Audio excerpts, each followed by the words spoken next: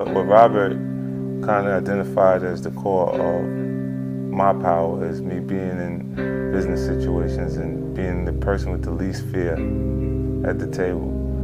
What I do when I write a book, I take the most powerful people in their field and I kind of break them down. I figure out what is the essence of them, what's the core of their success. I call it their power center of gravity.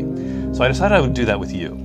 And so after a couple of months of following you around, I decided that the secret to your success, your power center of gravity, is your fearlessness. So in any kind of situation where you're interacting with people, you're the one that has less fear than they do. And that gives you like a constant strategic advantage. You're able to adapt to the situation, to take risks when other people are afraid of it.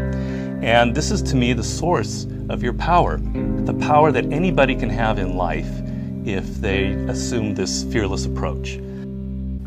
I weigh these things up against my biggest losses in my life. So like the loss of my mom is the biggest thing that I've experienced. So walking into a room, even at the worst possible scenario, it won't damage me to the point or hurt as much as that hurt it.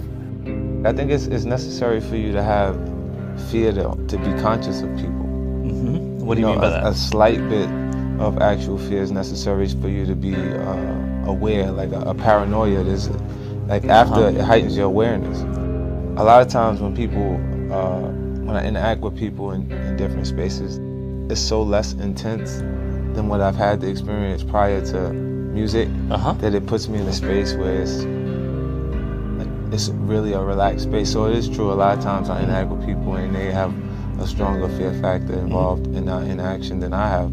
I'll use a parallel to something I've experienced in my past to make sense of the actual situation. So a lot of the decisions are kind of like gut feelings. Like the music business and entertainment in general, there's no school for it. Right.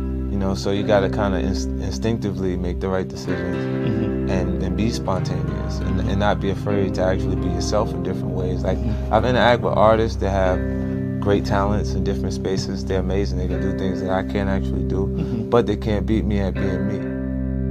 Because what I've offered is myself. So there's artists out there that can beat me at doing different things, but not at being me. So once the public embraces me and says 50 is cool, or I like 50 Cent, can't nobody beat me at being that.